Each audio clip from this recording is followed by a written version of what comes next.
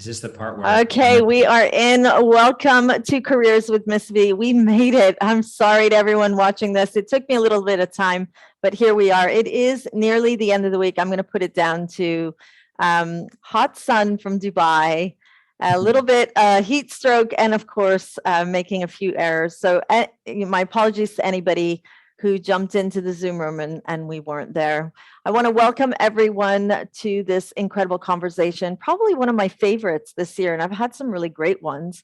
Tonight, we're going to be talking with the incredible David Turner and Ahmed Abousheka, who are going to be talking with me about the blurred lines between school counselors and agents. Definitely a heated debate, conversation that everybody has an opinion about. And tonight isn't about making one better than the other. It really is about just understanding the difference between the two roles and how parents can be better supported to really recognize where one individual's role ends and where one begins. So welcome. Without further ado, I'm going to introduce our two special guests. We have Ahmed Abousheka, who comes to us with over 14 years of experience in the world of marketing. He does student counseling, recruitment, and events management. He developed a passion and key insights when it comes to developing enticing promotional campaigns and marketing plans.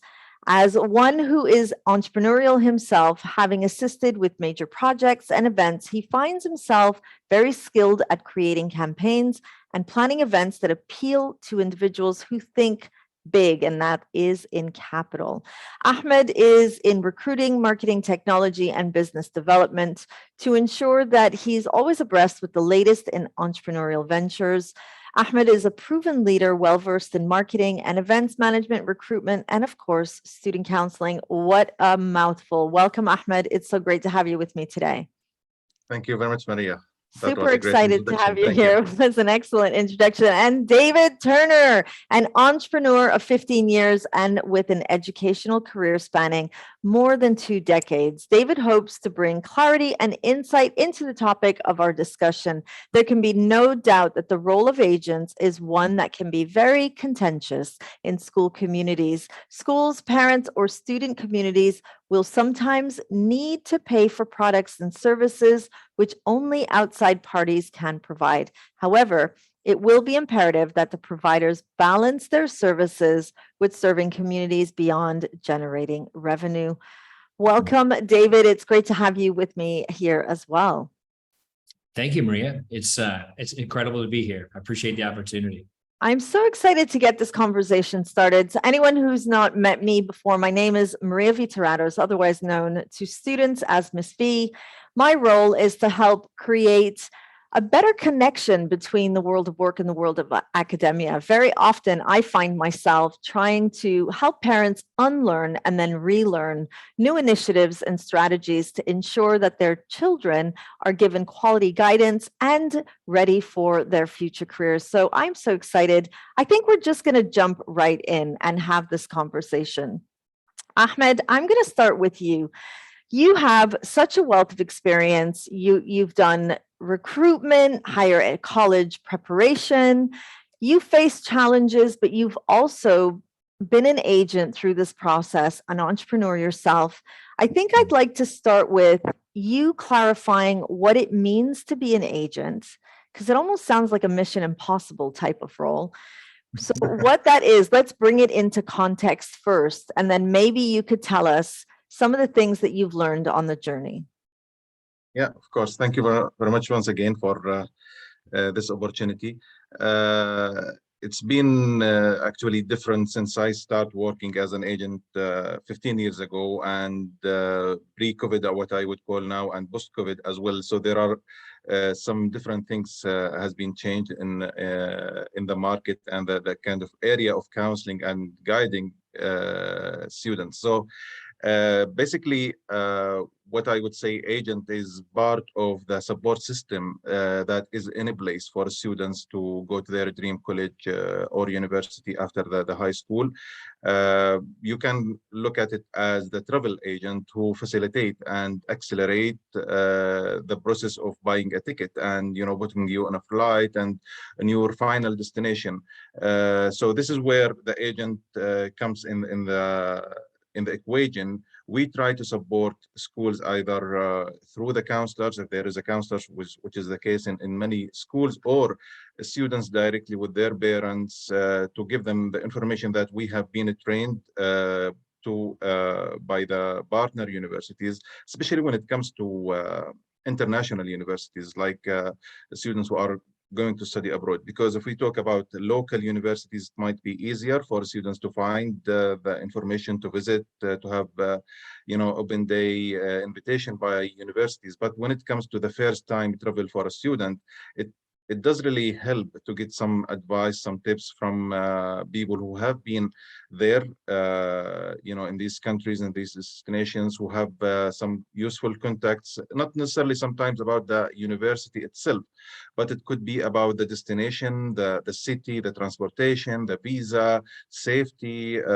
And if we talk more about the Middle East region, female advising sometimes can be critical, because they and their parents would care more about the safety for their students, accommodation mixed with male and female. So it's endless list of questions that we try just to help and help them basically put the list, compare the options, and making the right decision. I love it. I heard some incredible nuggets there, but also a few assumptions that I'm going to tap right back into. So just to clarify, my role today is to have this conversation going, but I'm also going to be playing devil's advocate, which I think is really important with parents watching this as well. And I'm going to play devil's advocate on both sides. David, you heard what Ahmed said. You heard how he described his role as an agent. You're going to be playing the voice of student counselor right now.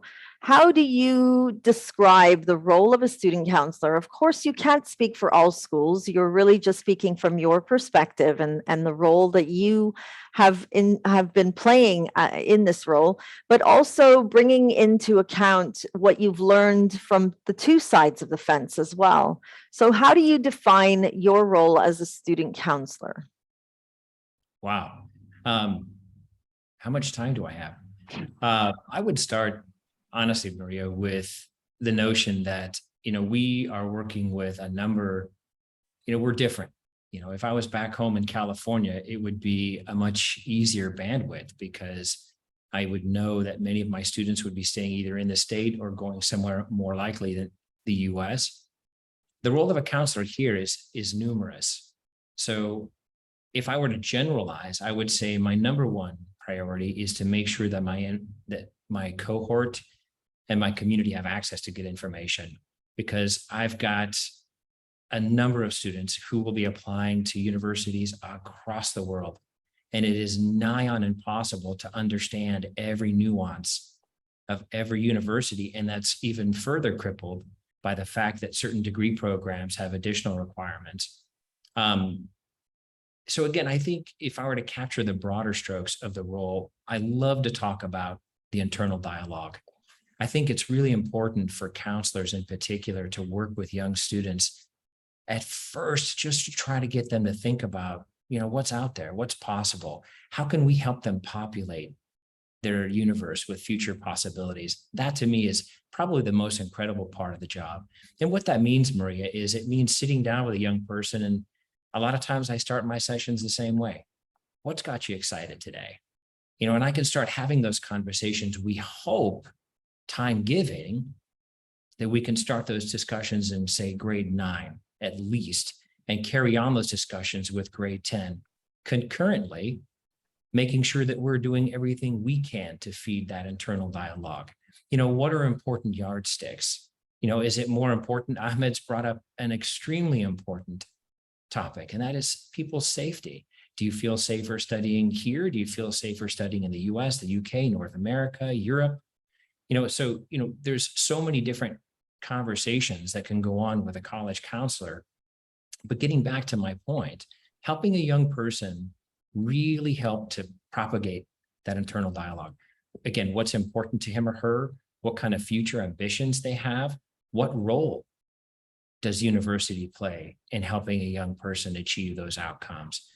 That to me is the quintessential slice. There's a lot that I'm unfortunately not able to talk about that goes on administratively to, to ensure that those outcomes are successful.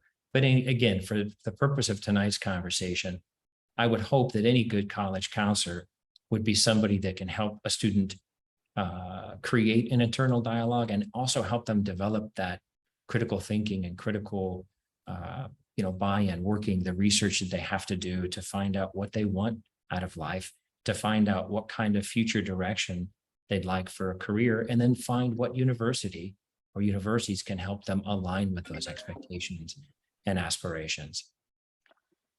That sounds really it sounds like a really busy day. So I'm just going to put it out there. I'm going to put it out there. Incredibly busy. School counselors working with students, this is really about higher education and filling out applications, making sure that students are able to achieve those post-secondary academic milestones. A school counselor has hundreds of students. An agent would have an individual. So right there alone, it almost seems like there's a bit of a bias in terms of the realistic expectations that a family can have on a school counselor who in a day might have to see at least 2-3 dozen students because deadlines are all the same. Whereas with an agent, it's a client connection and the client is given an hour, a half an hour, and it's just one-on-one. Ahmed, you must come across several cases where students are coming to your office and saying, my school counselor is not able to help me, and parents are willing to pay the extra cost because it is a cost. It's, it's not a voluntary service, but it's a cost to go to school as well. So there's those school fees that parents are expecting things would be paid for. But Ahmed, when they come to you and they're saying, my school counselor can't help me, what kinds of things do you see that your team are able to do to make sure that you're not reinventing the wheel, but rather working alongside the school counselor? Because from my perspective, it really is a partnership. Yeah, absolutely. And this is what actually, again, if I go back 15 years ago, this was what was going on between us and the schools. When I was in Bahrain, for example, the counselors at the schools, they used to do the counseling job and we used to do the applications. So we are kind of external arm, if you can call it, to the schools to help them with the processing the applications. Because in many cases, I don't know the case of David, but in many schools, some counselors actually, they do another job, like they teach or they do some kind of exams preparations or whatever. So they cannot really handle counseling and applications of the students. And nowadays, I mean, we have seen many kind of, let us say, common application platforms, which many schools have been using for the last few years, which help them a little. But again, I mean, you can say USA alone has like different application system for like California or Ivy League or the Common App. If you go back to Netherlands, there is a different application. Canada itself, 3, 4, 5 systems. So this is where the agent rule will come, just to help and support the counselor in the administration work. And whatever information we can help, whatever maybe contact that we can provide the counselor with, just to get the information they need to help the students, to give them the right information they are asking for, of course, we will always do it. Amazing. And how do you feel about that, David, when you're hearing Ahmed saying it is a partnership? How does that come across to you? Is that what you see when you're working with students that are working with agents, that there is a partnership? There certainly can be, if it's done right. I mean, I'm blessed to know Ahmed, and I've worked with him on things together. So it can exist. But not always.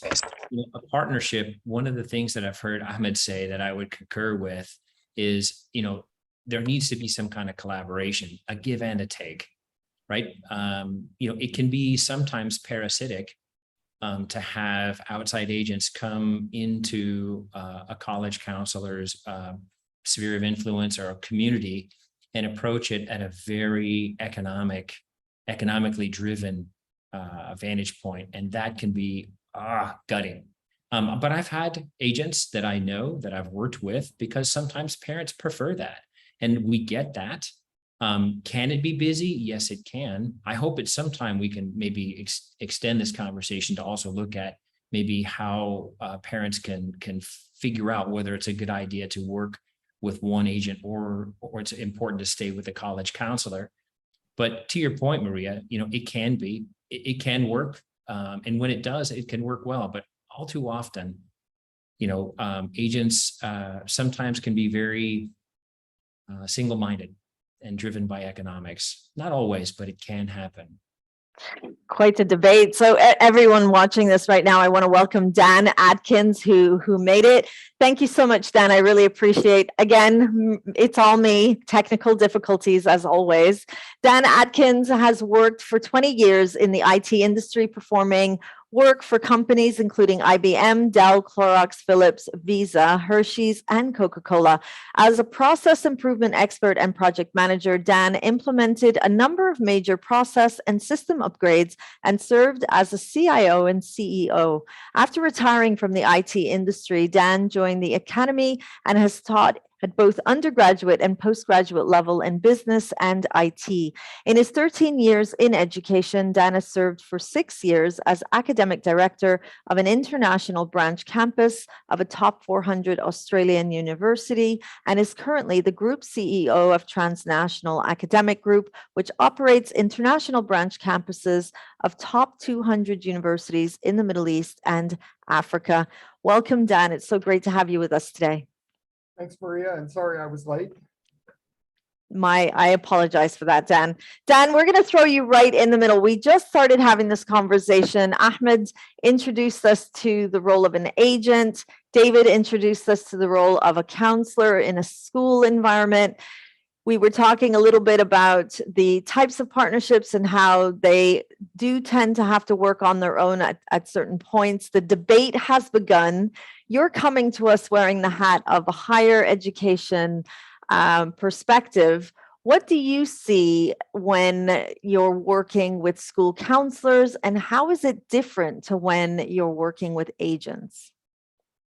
That's a great question, Maria. So working with school counselors, I do tend to find that they're more altruistic and are really looking at the best interest of the students. Now, not to say that some agents aren't, but it has been my experience that school counselors tend to look at what university would be the best fit for the student, because they have no financial incentive to send students to one university or the other. With agents, my experience has been that if there is a reasonable difference between the two universities, so both of them would work for the student, even though one is better, they tend to push the student toward the university that is paying the higher commission. That is okay. So we're just jumping in here. I love it. I'm putting my polite questions to the side. Ahmed, David, again, it's perspective. I'm an advocate of subjective perspective, and that means that everyone is coming with a voice, but remembering that we're not putting one higher than the other. Dan, do you think that, have you come across times when the agent is trying to support the student, but the family might be pushing the direction to a specific university, and so the agent is kind of tied between what might be a better fit for the student, but at the same time trying to support the parent? Absolutely. I see that all the time. And not just with agents. I see the same thing with secondary school counselors, where they've done the work, whether it's an agent or a counselor, they figured out what the best fit is for this student based on all the information they could gather. But the parents have a particular vision in mind and say, that's all well and good, but send them here, have them do this program. And it's not just with the university, it's very often with the program. You know, the student wants to be a filmmaker or an interior designer, and their parents are like, no, you're going to be an engineer, or you're going to be a doctor, or you're going to be a lawyer, and that's it, no argument. Okay, Ahmed, let's jump down to you. There was a question that just came through on the LinkedIn page. How do you define an agent in terms of qualification? Because there is a debate that some of the agents are not qualified, whereas you have certified independent educational consultants. Can you tell us the difference, or as an agent, what do you look for in qualifications to ensure that students are being prepared and that they're being prepared with the right types of professionals? Yeah, so agent in the business world is an agent appointed officially by a university XYZ to represent them in that market, to assist students, prospective students, with their application process. Now, we and some of the agents, and this is where we also try to equip our employees with, is counseling courses to be qualified guidance to the students to help them with education and career planning. So this is where we have the part of guidance and counseling. But as an agent, the word agent itself is basically a representative of a university or college to help and sometimes to represent that university in a certain market or event, for example. I love that you brought that terminology up, and I think it's really important. And actually something I want to drive towards David's direction, because if we look up the term counselor, the assumption is that there's a problem that needs to be fixed. So is it that we're using the wrong terminology, and that's where the confusion lays? Maybe if we had a different terminology. So let me give you some context. Hearing Ahmed talking about helping students with careers and university, I can feel my buttons being pressed, because the assumption with careers means that we're helping individuals become career ready, and that's an employability conversation. But what we know in market research that I've been really deep into is that school counselors are not doing employability and career readiness, they're doing university applications. So do you think, David, it's the terminology, and this is where that confusion is setting in? Maybe if we had a different term for it, everyone could kind of work peacefully together and then potentially be supporting students? Or do you think it's nothing to do with terminology? I think terminology does have a dog in the fight, but I think that also it's really managing expectations. I mean, I wish, I'm lucky. My colleague and good friend Ahmed said, you know, a lot of college counselors are unfortunately not even working in a full-time position in college counseling. And he's absolutely right. You know, it's further exacerbated by the fact that there are some of us that have several hundred students. I know one person that has 800 students. And so, you know, when it comes to what we try to bring, the quality we try to bring, and the, you know, the independent counsel that we try to bring, the focus squarely is for us to help kids transition from high school to college to career. And so working on that continuum, I'm kind of limited to focus foremost on finding a best fit university option. Now, I know you, Maria, and I've known you for a while. And so you and I've had this conversation before, but I would also argue there needs to be a component for careers. Am I a careers person officially? Have I done, you know, certifications and courses? No, I have not.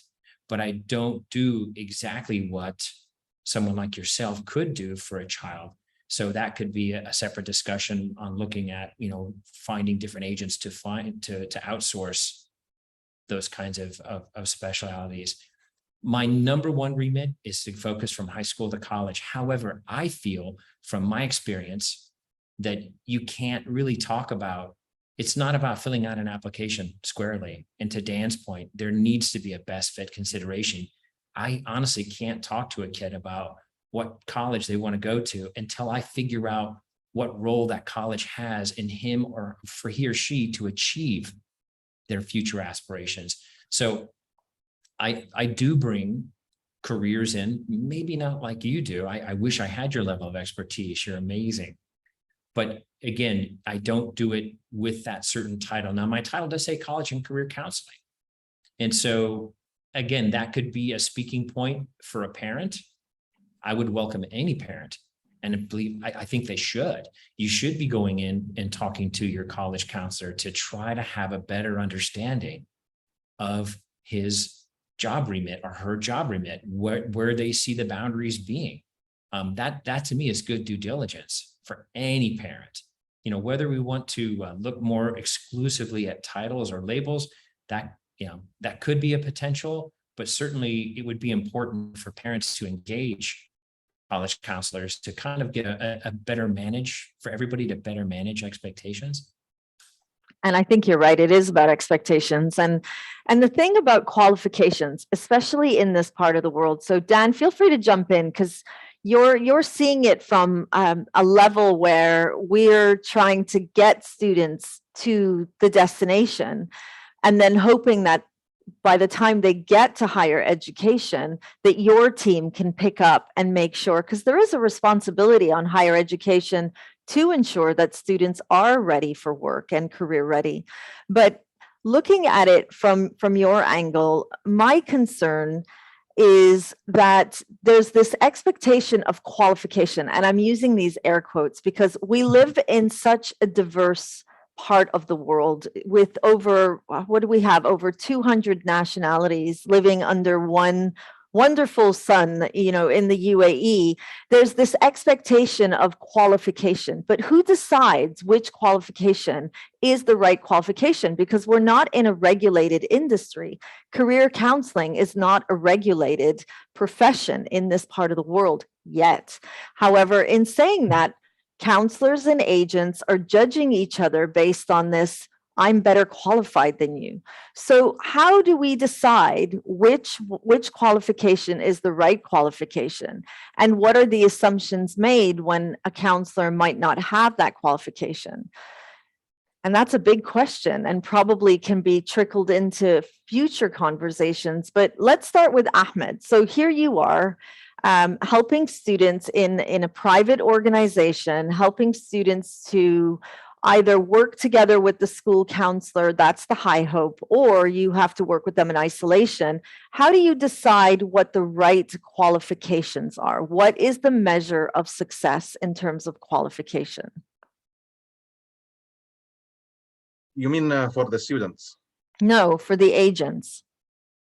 Okay, there is no perfect answer, to be honest, because it's really, different from one, like from the parents' point of view, from the universities, or even from school counselors. Like in USA, for example, there are a lot of what you can call agents accreditation bodies, and there is ISEF with different kind of training and certifications. And as you said, in the MENA region, we still don't have this kind of level of having accreditation body for education consultants and agents. So I don't think there is a right answer here. It's all about trust, about word of mouth, about history, achievements, where your students have been, the success rate of your students, not only in admission. This is a very important point.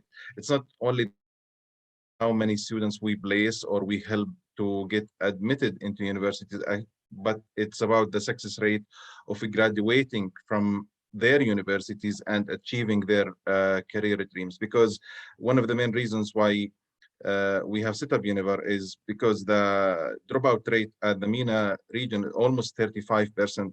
So 35% of students don't complete their undergraduate degree in the MENA region. And this is because of lack of counseling at their schools, especially if we talk about the public schools, for example, or even a private who doesn't have counseling. So it's really a kind of big question, as maybe you have said. But as we move on, there is going to be built a trust group, I would say, until we have more kind of something formal in the MENA region where you can have more kind of qualified agents. I mean, there is the licensed agents, which is, we get the license from UAE to operate, and the same in Saudi, Jordan, Egypt, whatever. But it's not about am I qualified or not.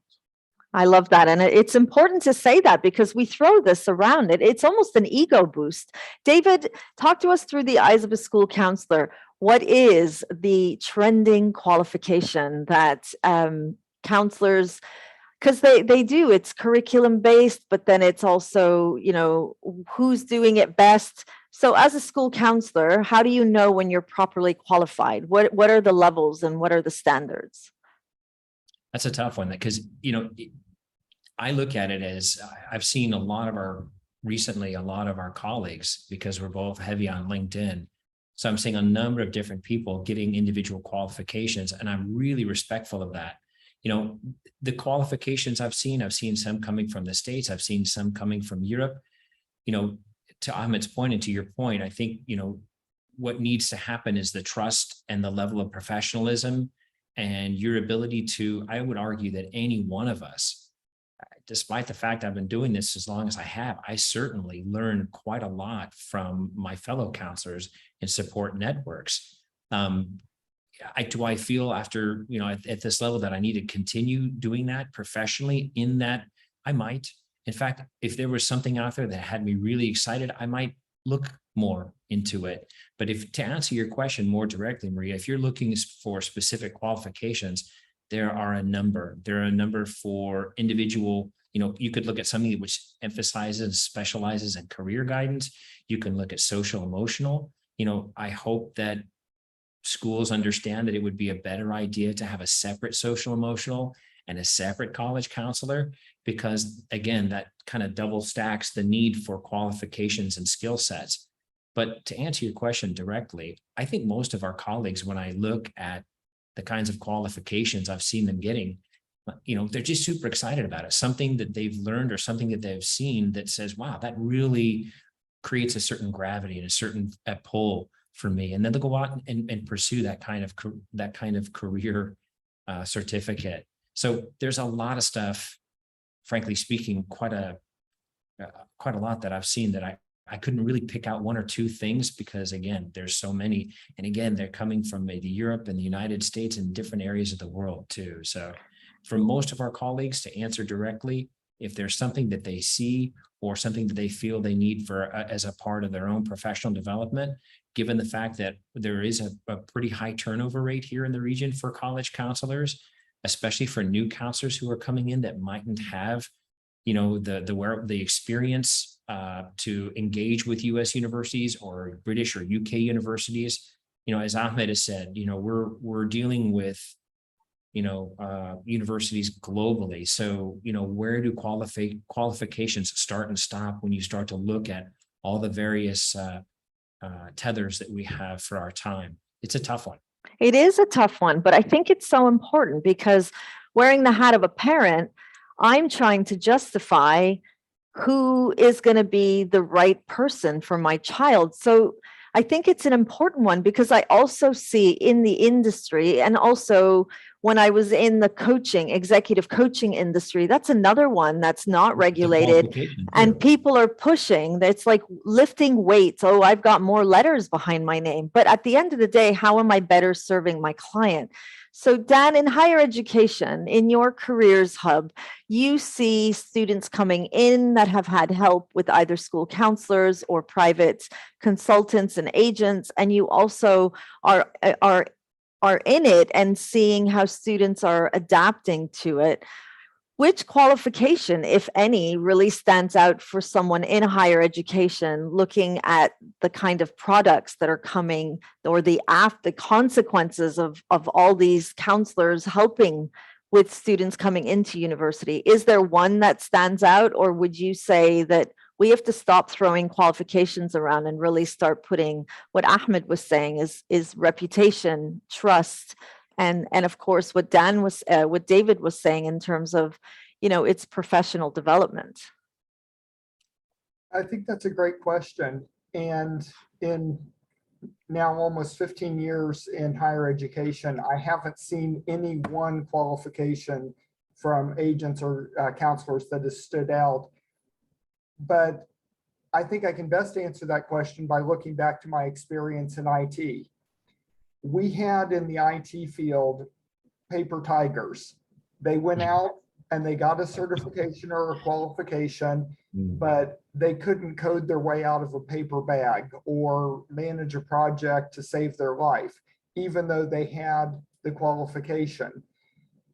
The problem we had in the IT industry, I think the problem we have in most industries when it comes to certification is you can basically get the book on it or go through their course and just bone up on it, take their exam, you get the qualification, end of story.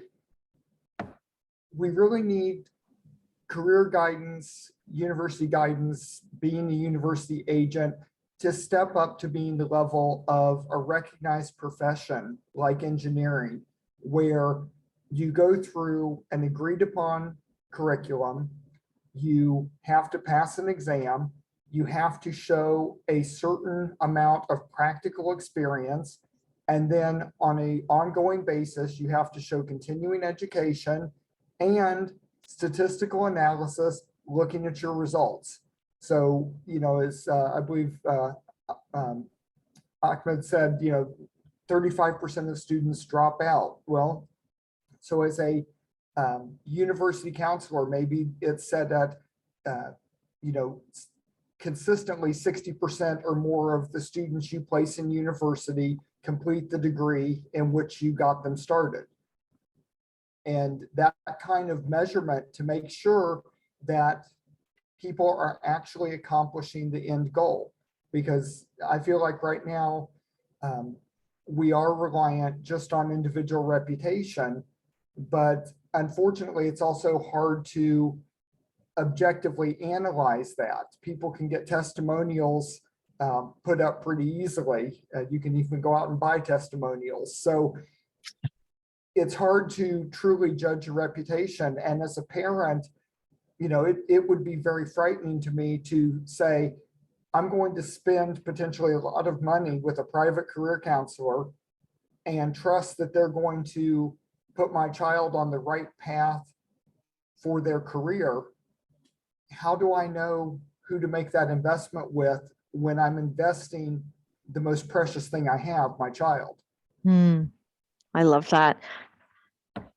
I don't know how the three of you feel, but this is a very vulnerable conversation for a family. I think having to decide which direction to take, knowing that their child, as you said, the most precious thing to them is going to face the consequences of a mistake potentially. Ahmed, when you're working with parents, I know in a school counselor environment, what we see are school counselors doing group workshops, helping students one-to-one, doing smaller groups, having conversations.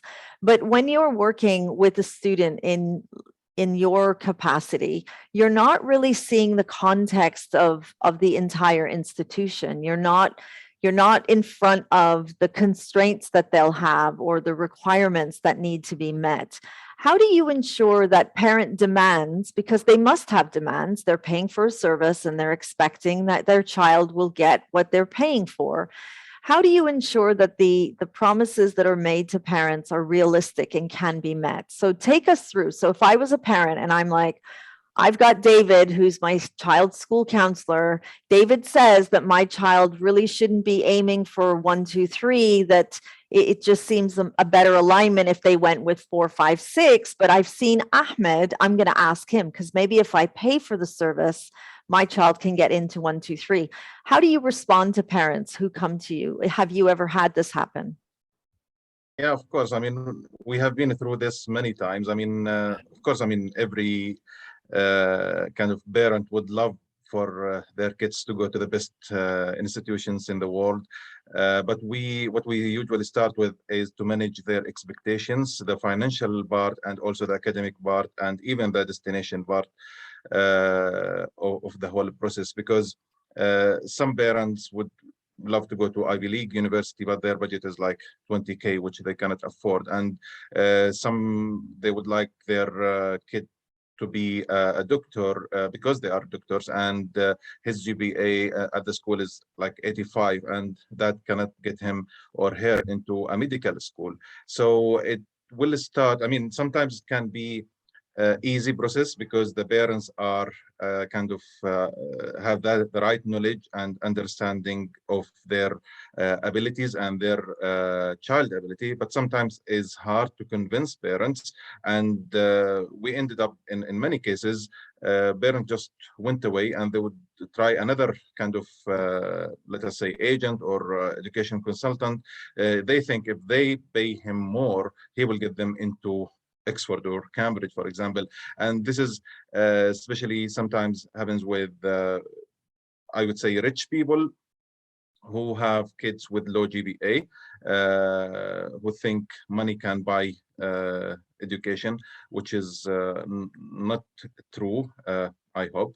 And the other thing that we also noticed now, and I think this is kind of where the future is going, is advising parents and students about the university experience, not the university qualification. Because nowadays, with more online education, having a degree from UK, Canada, while you are here in Dubai is easy, but it's about how that experience at the university will enhance your CV, how it will affect your employability in the future.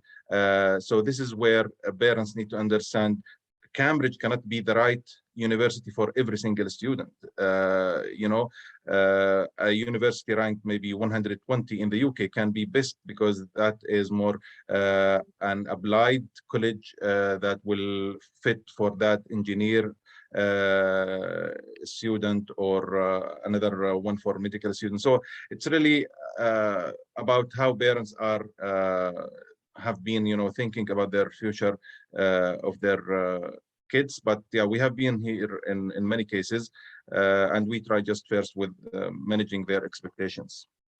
Amazing. Thank you. I think it comes down to the boundaries, of course, but also ethical practice as well. It sounds to me, Ahmed, from what you were just telling us, you're going against the threat or the stereotype of an agent. As I'm looking at the questions coming through on LinkedIn, another comment came through saying agents tend to be commercial and it's their core business. So with the student counselor can be biased to their own schools. You know, when we're looking at it, it is about how ethical is the practice, what is the stereotype, are parents understanding their role, or are they coming to a private education consultant and agent because they think, as you said, that money can take them further? David, what do you say to a student when they come into your office and they're like, hey, Mr. Turner, thanks for your help. I'm just going to go to an agent because my friend went to that agent and guess what? They got into this Ivy League school. How do you talk students off the ledge and help them to understand that as a school counselor, you're there to help them not only achieve their milestones, but also guide them through that process because you know them best? I'd like to take that question and just kind of back up a little bit. I would argue that, well, it's really important to sit down as a community, as a school community. I mean, I've seen both sides of it. I've done what Ahmed's done for 15 years. I've been in schools for a number of years, so I've done both sides as well. And so I would say that what's really important is, you know, parents, get in there and talk to your college counselors, really. Because I think it's really important. I am not saying that one is better than the other. That's not my decision to make. You know, if I'm a dad, my kid's graduating high school this year. And so I'm super celebrating that. And so I think having gone through that process with my daughter, parents, go and talk to your college counselors. Ask them the right kinds of questions. You should know what's important to you, what experience you want for your child, for their future planning. And let's not have the discussion in grade 11 when you're telling me that you want to go to a different person. Have that discussion with me and let's get excited together in grade 9, because I want to bring everything I've got That's what we do. You know, you're hearing people say trust, you're hearing people say hard, you're hearing people say that dedication. That gets me excited. Let's have that conversation in grade 9, and let's start to talk about what's possible in grade 10 and 11 and 12. Because if we can, as a community, sit down and start to manage those expectations, any college counselor should be able to sit down and give you the essential rollout. And it should be early on that you would see that, you know, maybe I want a little bit more. And so that is even that is a conversation, because I've had parents, you know, come to me as an agent and say, well, I didn't get the right kinds of answers from my college counselor. I felt, and, you know, hey, as an agent, we got to choose who we worked with and not from a economic point of view, or not from a guaranteed, you know, get him into this university point of view. But again, what gets me excited as a person, not as an agent, as a counselor, go and talk to your college counselors, get that conversation started early.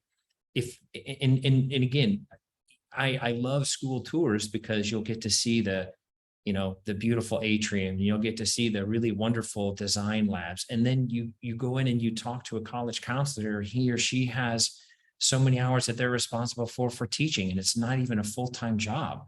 And so, you know, there's so many different ways to unpack this, honestly, Maria. But as a parent, wearing the parent cap, go in there and talk to your college counselor early on. You should be having that conversation. I talked to a grade 7 parent 2 days ago, and I was absolutely floored by the conversation. What a terrific hit. So I would urge that conversation as early as possible, not to make it a last minute, you know, panic decision, because I'm doing everything I can. And I know my colleagues out there are doing everything they can to scaffold for success, even at younger ages, to ensure that when that child walks through the door in grade 11, now it's time to fill out applications, because everything at that point, that internal dialogue is so switched on and so focused that we know at that point what we want. So it really should be in grade 11 a matter of, you know, your expectations, your aspirations, and your academics have to align. Ahmed said that, and he's absolutely right. So there's so much we can do, but some people just feel that, you know, I just get better if I pay for it. I've had people tell me that, gone out and done well. I've had people tell me that, gone out, it didn't go well, and come back. And I'm ready for any conversation. I'm ready for anything that's going to bring value to my community. Sorry for the long answer. But when I look at the question about that question should be happening much sooner in grade 7, 8, 9, not the last minute, hey, things didn't come together in grade 11. And now, wow, that's a lot of pressure at that point. It is, but what you're talking about is that dream ideal scenario. But what we know is that parents are not being given that kind of guidance early on, and that's a whole different kind of conversation. They're just not. Let's be honest. When we talk about careers, the assumption is that, oh, it happens in upper secondary. As a parent wearing a parent hat, I think that happens either in sixth form or when they're getting to grade 10 and 11. I'm not thinking grade 7 or year 8. I'm thinking we're too young. So it's also having to help parents. But you're right. The ideal scenario, go talk to your counselor, start early. And Ahmed was saying, you know, when you do come, just set your real, you know, realistic goals and look at the whole student. Now, Dan, you're a parent and you've worked in industry, you're in higher education. We were talking about the dropout rate. Ahmed mentioned quite a high percentage of that dropout rate. If you could give parents your top 3 tips to ask the school counselor or to ask the agent or educational consultant, what would those 3 questions be to make sure that they're walking away with the most insight to be able to work with whichever professional they choose to? That's a great question.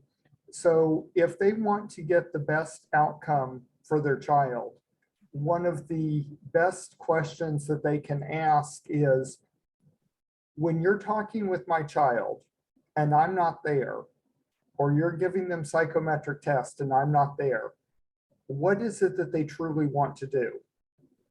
Because very often parents already have something set in their mind and the children have something entirely different. And a large percentage of the students who end up dropping out of the universities that I operate do so because they never wanted to do that in the first place. And it took usually failing, 1 or 2 years of the classes for their parents to finally throw up their hands and say, whatever you want to do. And they're like, thank goodness, I finally get to go live my dream. So I think that's a very important question. Second question is asking realistically, is my child qualified for the program in the university that they're trying to get into?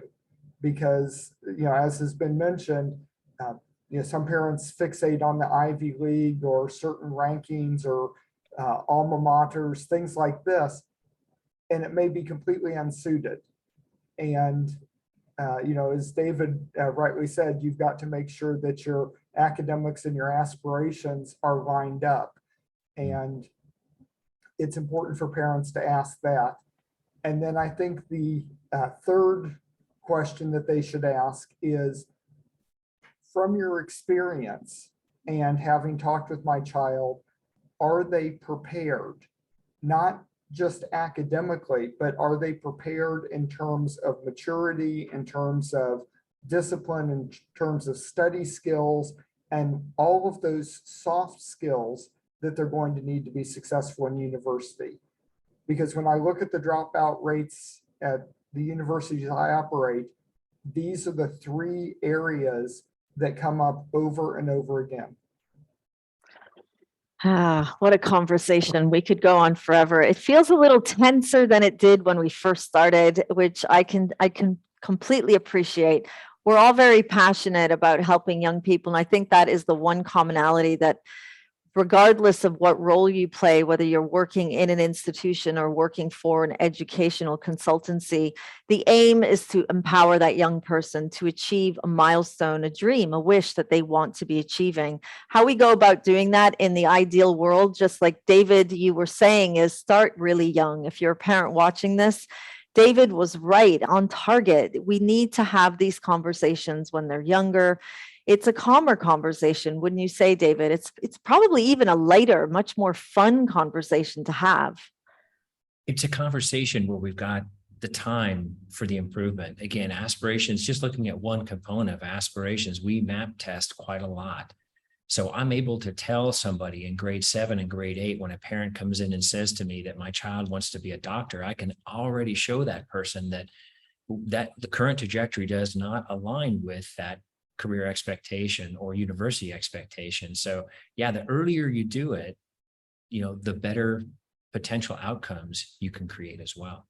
Fantastic. Thank you, David. And Ahmed, it must be hard because I think sometimes the stereotype almost puts up those defenses. And I've worked with you in the past. I've heard your team speaking.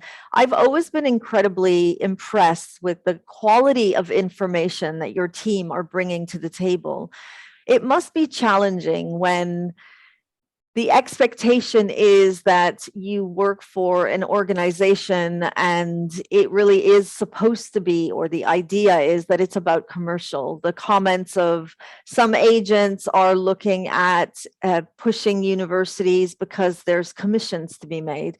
What is that like in terms of building trust with families? But also, I think it's important to stay connected to school counselors because they can become the gatekeepers. So I'm opening a whole new topic and I'm supposed to be bringing this conversation to a close. But just before we go, Ahmed, just give us maybe your top 2 tips for a parent thinking of working with an agent. Why would they want to work with an agent? And what should they ask the counselor before coming to meet the agent? Yeah, I mean, I think if we compare people now, I mean, kids to 23, 30 years back, they are more and much clever now. And it's hard to kind of play with their decision or convince them to a university that they don't want. So that kind of, and it happens. I mean, I will not say at some point it will not happen within the kind of agent to try to recommend or highlight one university or another. But, and what is also shocking, I mean, as Daniel was saying, some students actually don't even think about the university. They just want to go with their friends, which is another big problem. I mean, and you know, if you would like to go with your friends, that's fine. We cannot just do anything. So, and what we do at Univar in particular here, just to try to avoid this kind of pushing to a certain universities, the front line counselors, they don't know anything about our commercial agreements. So they just get training on, you know, the destinations, the university programs, whatever. And when they meet the students, they start with the self kind of assessment about the planning programs, the budget, the destinations, and so on, and then just pull out a couple of you know, suggestions, and then we try to narrow down this list based on the conversation that we have with the students and parents. And back to the point with the parents, it's really unfortunate that in many cases parents don't jump in until late in a conversation and the application process. And as you said, I mean, we were working and we were discussing something with the Ministry of Education in UAE about introducing a program that can help students, especially at schools where there are no counselors, to help them start from grade 10 to think about their career and education path, because sometimes it can be really too late for students to just go to whatever they want. And the other thing is we try to, you know, do our best just to be a friends and supports to the counselors, not like enemies, if you would like to call it. I mean, it's working fine. I mean, with most of the counselors, but at the end, we cannot go and pass by the counselor unless the student just hear about us from friends. And this is basically most of our kind of students come through referrals to us. Fantastic. I don't know how the three of you feel, but this is an incredible conversation. I'd love to carry forward, but we have gone over time. David, Dan, Ahmed, thank you for being here with me today. I think the perspective or the mission that I came in with is let's get this conversation started. Let's have parents be a little more empowered with understanding. And you know what? At the end of it all, I wanted us all to come together because it always will be about the empowerment of a young person. So if you were a parent watching this right now, there were some incredible tips. You heard the debate, got a little bit tense, but that's what this is about. We're dealing with young people. We're dealing with the future of our world, and our young people are that future. And I'm always going to be very passionate about that. David, thank you for being here, and our appreciation goes out to every school counselor out there. I'll tell you, at this time of the year, every time I see graduations, I think for every student receiving a diploma, there is a counselor that put in hundreds of hours to encourage that. And so I applaud all of those school counselors all over the country and the world. Ahmed, behind every school counselor is an agent who is offering tips and support and advice, and not because they have to, but because they want to. So I appreciate all of those agents and all of the educational consultants. And Dan, behind every student is the aspiration to come to higher education. And I know that you do so much for our community, and you're really raising the bar. And educational leaders out there, if you are watching, Dan Adkins is somebody to really listen to. He talks about not just helping young people get into higher education, but really about, do they want to go to higher education? Is it necessary? Is it needed? So Dan, we appreciate you, and we hope that there are many more educational leaders just like you. And that's it for me. I'm going to stop talking. You're probably all exhausted. Thank you for joining me. This was Let's Talk Careers with Miss V. We talked about the blurred lines between agents and counselors. I'll see you all next month when I bring another incredible conversation that is definitely going to continue disrupting the status quo. Thank you for being here. Thank you.